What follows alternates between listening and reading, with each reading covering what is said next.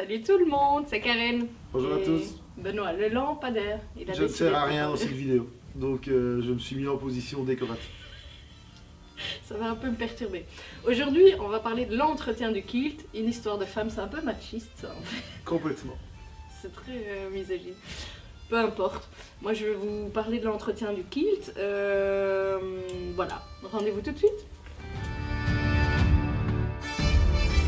Voilà, à l'intérieur du kilt, vous voyez sur l'étiquette qu'il est marqué que ce kilt peut passer jusqu'à 40 degrés en machine à laver. Alors certains me disent non, mais pour être sûr, je vais aller au nettoyage à sec. Il ne faut vraiment pas avoir peur. On parle de polyviscose et un tout petit peu de laine dedans, jusqu'à 30% de laine. Donc ça peut tout à fait passer en machine à laver. Moi, par principe, je fais toujours à 30 degrés en machine à laver. Il faut savoir que c'est un kilt qui a une durée de vie estimée entre 2 et 5 ans. Il faut se dire qu'il va plucher au fur et à mesure des années, mais jamais autant qu'un kilt en laine, suite au frottement. Et alors, j'ai mon lampadaire qui est cassé, je le répare.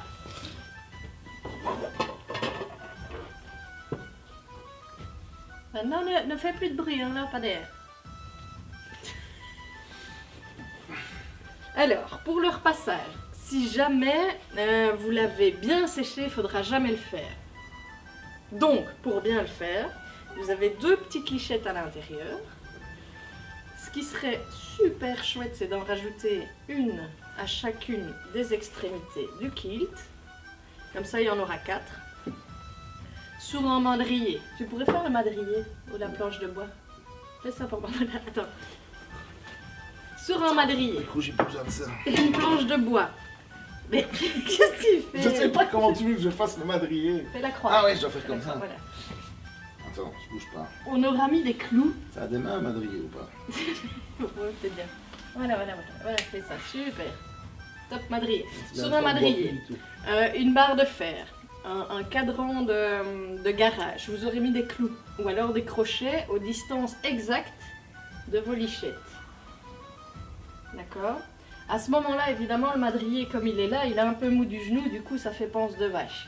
Donc, il faut vraiment qu'il soit bien tendu, donc quelque chose de très dur. Et à cette condition, le pli va jamais bouger.